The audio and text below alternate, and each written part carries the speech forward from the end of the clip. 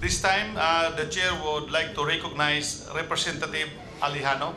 You have 4.5 minutes. There is additional 1.5 minutes, which was waived in your favor. You have the floor. Thank you, Mr. Chairman. Magandang gabi po sa inyong lahat. Protocol lang, SOP. Gusto ko lang tanong, General Rolly Asuncion, sir. Pag bumisita ba ho si Secretary Aguirre sa Bucor at gustong mamasyal, mag-inspect sa opisina, pati na rin sa MVP, sasamahan niyo ba po? Yes, sir. Is there any instance na iwanan niyo siya? Protocol-wise, siguro, sir, hindi po pwede. Hanggang umuwi siya? Yes, sir. Hanggang umuwi po sila. Thank you, sir. General Bukayo, sir. Sa minensyon niyo po kanina na maraming beses, I think 5 times sa nare-recall niyo, bumisita Secretary De Lima. Sinamahan niyo pa po sa lahat ng lakad niyo sa loob ng kulungan ng NBP or merong instance na hindi niyo siya sinamahan o iniwanan niyo siya? Your Honor, sinamahan ko po. Sa lahat ng instances? Opo. Thank you, sir. Gusto ko lang ibalik dito sa testimonies kanina na nung binigay nag-abot ng pera, Police Officer Durano, nandoon si Secretary De Lima, merong doong tatlong nakabarong. Tama po ba? Oh, yes po. Kilala niyo ba si General Bukayo?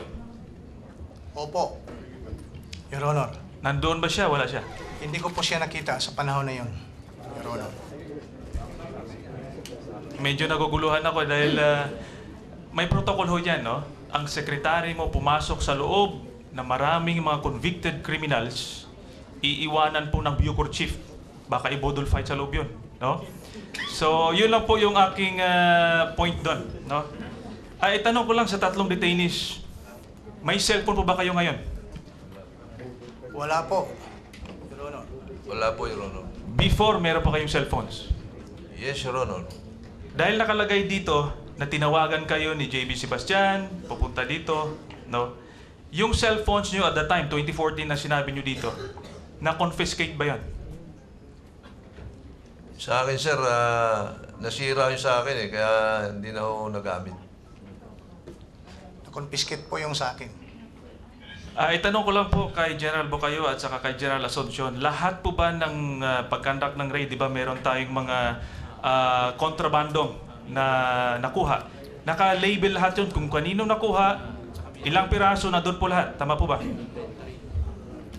Except for probably yung mga bladed weapons, sir, na maliliit na bagay. But as to cellphones, meron pong label po yun. Meron po bang forensic na doon sa mga cellphones ng drug lords at dito sa ating mga witnesses ngayon?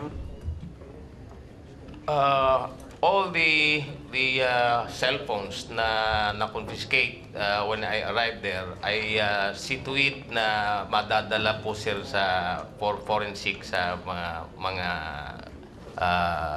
other agencies kasi wala pong forensic capability po yung Bucor, sir. Sinabit po natin lahat ng cellphones at ongoing yung forensics ng lahat na yon?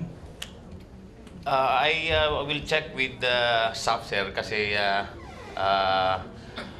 may mga results nang dumating sa amin, but I will check sa staff because more than 2,000 na po yung cellphone na confiscate at na susurrender po sa kanila. In fact, in all the galugads that the staff have conducted, mayroon hong kasamang mga CIDG, except for yung mga biglaang information po. Thank you, sir. Mas maganda sana po na may forensic tayo, lalo na sa cellphone ni Piotr Durano, dahil na doon ang usapan. Punta ka dito, dala ka ng pera, nandito si Secretary De Lima. No, I request that you check whether the cell phone of Piotr Durano has been conducted forensics on para malaman po natin. Thank you po, sir. Will go, sir. Will go. Ang next question ko po kay Piotr Durano. Pakibasa po ng inyong affidavit number 19. Bilang kalakaran sa loob ng preso, hindi ka maaaring tumanggi na maging bahagi ng pagbibinta ng illegal na droga sa loob ng NBP. Dahil matatanggalan ka ng mga benepisyo na binibigay tulad sa aming mga pinuno ng mga samahan sa loob ng NBP.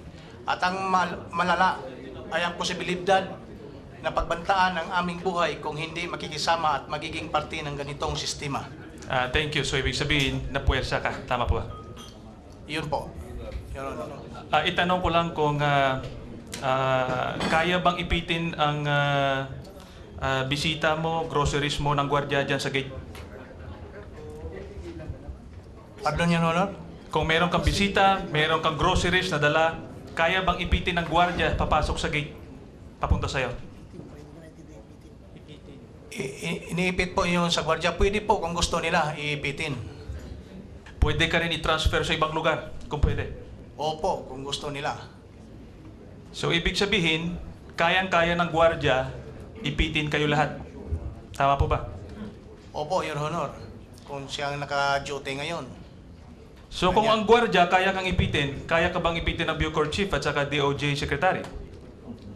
Kung kaya ka ipitin ng gwardiya, kaya ka bang ipitin ng Bucor Chief at saka ng DOJ Secretary?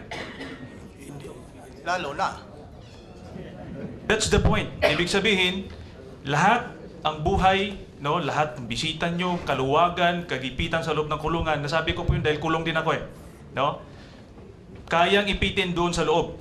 So ibig sabihin, kahit yung buhay nyo ay nakahawak doon sa gwardiya, lalong-lalo na sa nagmamanage sa Bucor. Ngayon po, hindi ka pinilit na mag-testify dito. Hindi po, Your Honor. Ano po yung kaso nyo? Anong sentensya? Murder po, at saka frustrated murder. Gaano katagal ang kulong? Nasintensyahan po ako ng 20 and 1 day to 40 years sa murder. 20 to 40 years, tama? Opo, 20 and 1 day to 40 years. Alam mo bang parusa sa pagsisinungaling? Yes, Your Honor. Ano ang parusa sa pagsisinungaling? Perjury. Perjury po, Your Honor. Yun nga po, perjury lang, libel, sisiw lang yun sa life sentence na parusa ng murder, tama? Kung ihambing mo sa murder, maliit lang yun po, Your Honor. Kaya nga po, natatakot ka bang makulong? Nakakulong na po ako, Your Honor. Tama. Pero natatakot kang mamatay? Lahat ng tao, siyempre gusto pa rin mabuhay. Tama po, Mr. Chairman. So ibig sabihin, sa loob ng kulungan, pwede kang mamatay pero hindi ka matatakot na makulong. Tama po ba?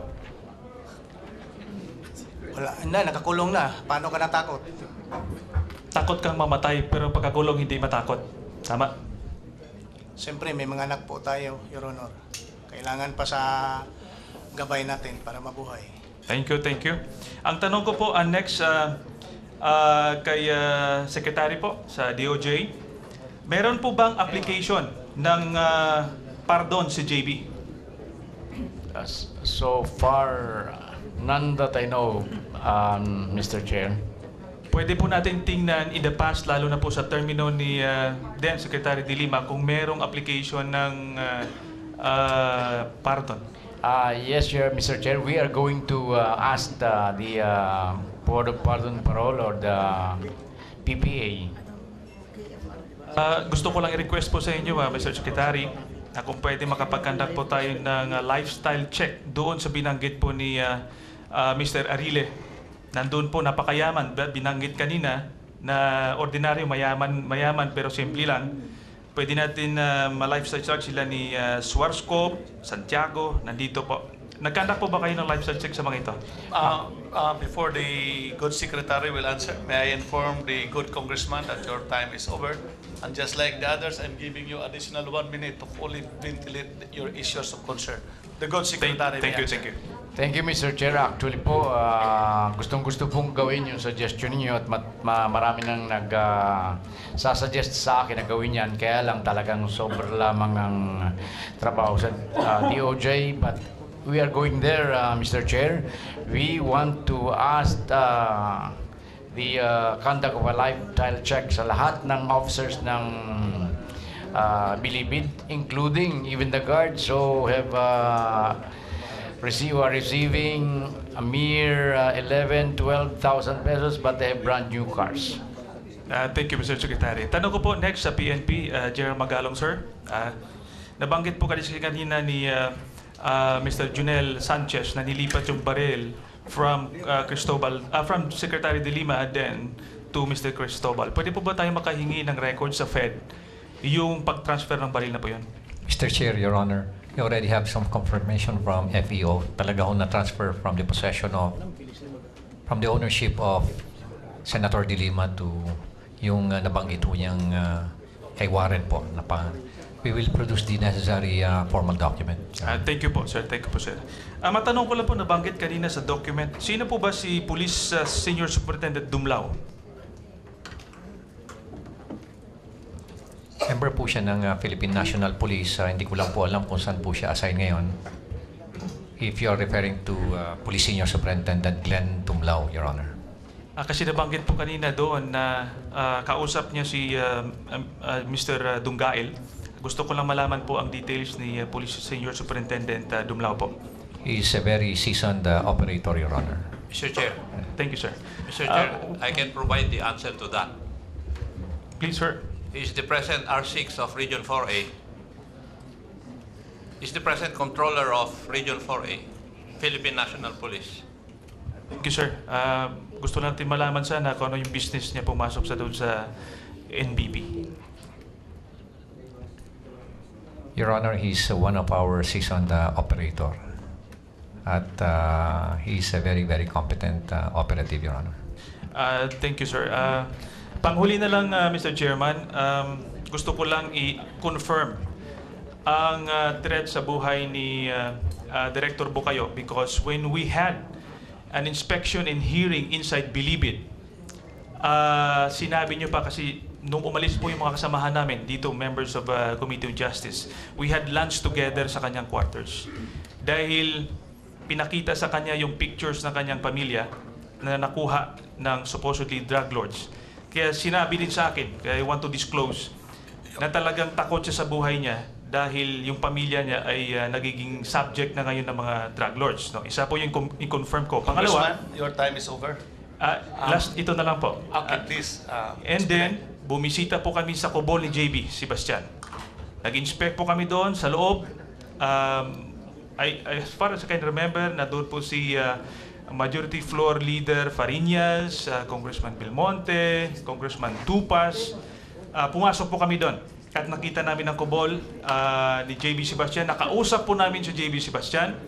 And I want to confirm, dahil doon sa hearing, na the Bucor o DOJ used JB Sebastian in their operation.